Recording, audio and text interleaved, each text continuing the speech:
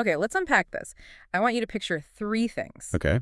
First, a shipment of French fighter jets to Egypt that is years late, like suspiciously late. Mm. Second, a very tense, very weird naval standoff right off the coast of Gaza. We're talking an Egyptian warship and Israeli warning shots. Right. And third. And third, a Saudi prince whose trip to Washington just got put on ice. On the surface, I mean, those sound like three completely different headlines. Yeah. Just noise in the news cycle. Exactly. But if you put them on a corkboard and start drawing lines, which is exactly what we're doing today, a picture emerges that is, well, it's honestly kind of startling. Great. We are digging into a stack of intelligence reports, specifically from Tactical Report and some analysis from the National Interest, and the date on the calendar matters. It's Tuesday, January 20, 2026. And if we look at the evidence, 2026 isn't just another year. It is shaping up to be the year of, well, what the analysts are calling strategic autonomy. Strategic autonomy. That sounds like a polite way of saying we're going rogue. In a way, yes. I mean, the mission for this deep dive is to prove that the traditional power structures in the Middle East aren't just cracking, they're being replaced. So we aren't just looking at arms deals here. No, not at all. We are looking at a fundamental shift in how power is projected. Okay, so let's open the file. Segment 1, the mystery of the missing Rafales. Let's do it. Here's the investigative question. Egypt ordered 30 Rafale jets back in 2021. It is now 2026. Where are they? Yeah. The sources say only one has even been spotted testing in France. So what's with the delay? Well, what's fascinating here is that Tactical Report explicitly states this isn't delay. You know, it's not incompetence or supply chain issues.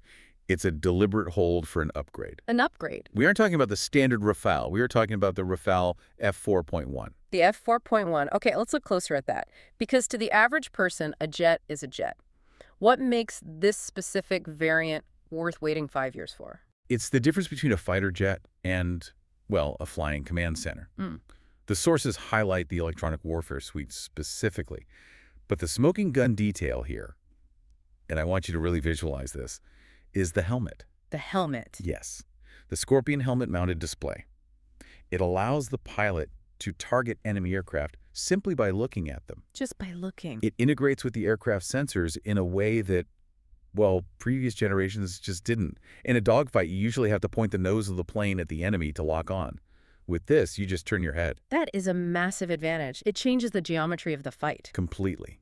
But if you want to know why this is really significant, why this isn't just about buying a cool toy, you have to look at where they are parking them. I found this detail buried in the logistics report. Right, I saw this in the notes. They aren't just building hangars, they're building something called dusham. Dusham, hardened aircraft shelters. And Egypt is one of the few countries investing heavily in these right now. So you have to ask, why? Exactly. You don't build hardened shelters if you are planning to fight insurgents in the desert. Insurgents don't have ballistic missiles. No. You build these if you are worried about a peer adversary, a state actor striking your air bases. So they are proofing themselves against a major state-on-state war. And that brings us to the weapons. Yes. Because a plane is just a fancy vehicle without the payload.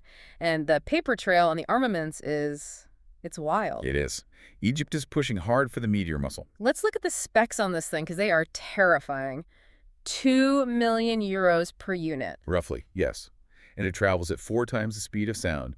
But the key stat is the range. It's a beyond visual range missile. So you can shoot down a plane you can't even see. Exactly. We're talking 150 kilometers, potentially up to 250 kilometers, depending on the flight profile. Most missiles, they run out of fuel and just coast. The Meteor is a ramjet. It has power all the way to the target. All the way. It's basically inescapable at range. And the sources mention the Scalp missile, too, also known as Storm Shadow. Which we've seen used so effectively in Ukraine. It's a bunker buster, a deep strike cruise missile. Correct. And here's where it gets really interesting. Yeah. The intelligence suggests Egypt isn't just buying these for immediate use. They are stockpiling. Stockpiling? What's the logic there? They are demanding the full armament package up front. They want massive quantities now. And the analysis is that they are trying to prevent future political blackmail. Ah, okay. They know that if the geopolitical winds change in Europe, France could just cut off the supply. Egypt wants to ensure they have enough missiles to fight a sustained war without needing to pick up the phone to Paris. They want the weapons now so they can't be grounded later. That's some serious foresight. But wait, That sort of contradicts the idea that they are solely relying on France. It does. Because there is a plot twist in the documents involving Turkey. The Turkey connection is the pivot point. Yeah. While everyone is watching the Rafales, Tactical Report uncovered these secret meetings between the Arab Organization for Industrialization in Egypt and Turkish defense firms. And this is about the Khan fighter. Turkey's fifth-generation stealth fighter, yes. But I thought Egypt and Turkey were rivals. They were, but interests align. The source material says this has moved way beyond political handshakes. They've established work units. Work units. Egypt isn't just writing a check. They're funding specific parts to be manufactured in Egypt. So Egypt is hedging. They have the French Rafale for now, but they're helping build the Turkish stealth fighter for the future. Precisely. They're playing both sides to ensure they can fight a peer adversary conflict. It's strategic redundancy. If France says no, They go to Turkey. Okay, speaking of peer adversaries, let's move to the ocean, segment 2. Because if the air is getting crowded, the water is getting dangerous. this incident you mentioned in the intro, it's incredibly significant, yet it was almost completely underreported in the mainstream. Right. Let's look at the timeline. An Egyptian warship entered the waters of Gaza. Israel fired warning shots. On paper, it looks like a simple navigational error. Whoops, drifted a bit too far north. But if you look closer at the analysis from Brendan J. Cannon in The National Interest, he argues pretty strongly that it wasn't an accident. It was a message. It was a message. Doing what, though? We see you. The theory is that Egypt discovered some kind of secret Israeli maneuver or exercise happening in that closed military zone. So they sent a ship in. They sent a modern warship, one that knows exactly where it is via GPS to just drift into that zone. They ignored the initial hails. They forced Israel to fire warning shots. That is bold. It's basically a game of chicken on the water. It is, and the silence from Cairo afterward is the message. They didn't apologize. They didn't claim mechanical failure. They just let it hang there. So it signals that Egypt is watching the Gaza coastline with a level of scrutiny that Israel isn't used to. And they're about to get a lot better at watching. Which brings us to the eyes in the sky. The radar deal, I was looking at the technical specs on this, and it's impressive. The TRML-4D. That sounds like a sci-fi droid. What exactly are we looking at here? It's a high-performance radar from the German company Hensoldt. The specs are, well, they're pretty amazing. 4D imaging, which means it tracks position and velocity in real time. It can detect 1,500 targets simultaneously. Wait, 1,500 targets? Why do you need to track that many things? That seems excessive for standard air traffic. It's not for air traffic, it's for swarms. Drones and cruise missiles. This radar has been battle-tested in Ukraine, specifically against Russian systems.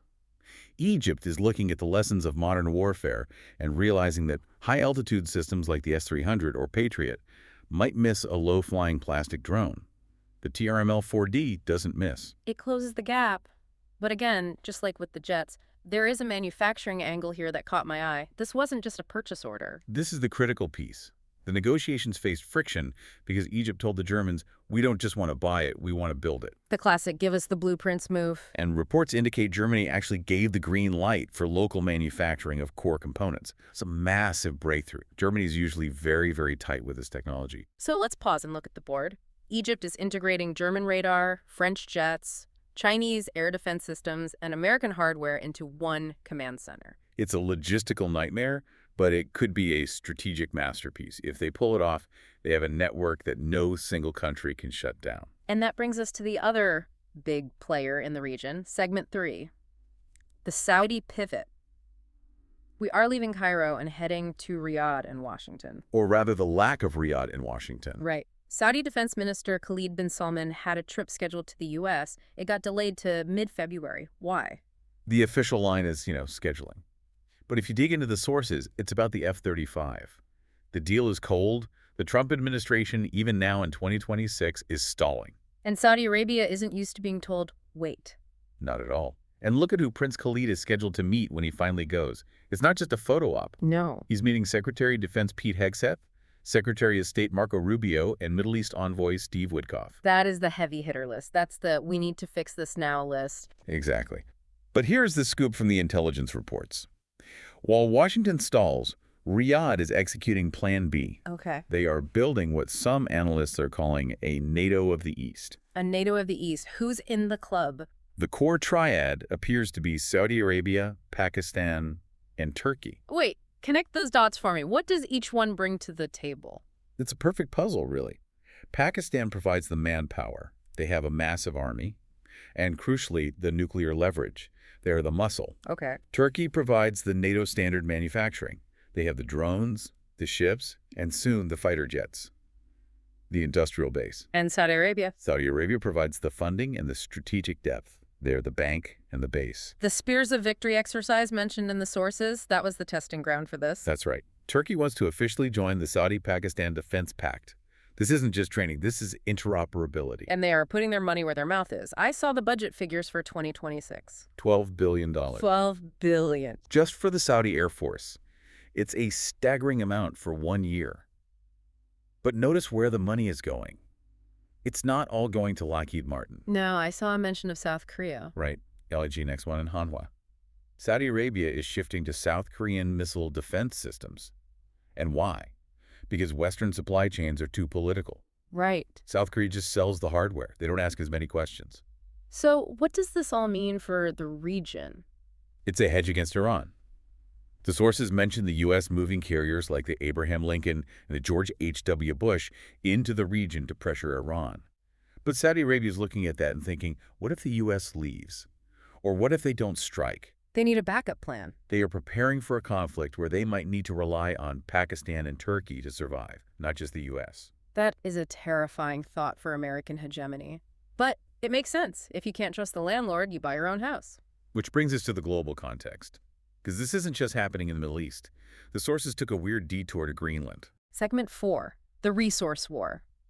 I admit, when I saw Greenland in the stack, I thought it was a mistake. But it ties in perfectly. It does. It explains why everyone is obsessed with sovereignty. So the story is that Trump has renewed his demand to buy Greenland. And this time, it's not a joke. The sources describe an escalation that is almost hard to believe.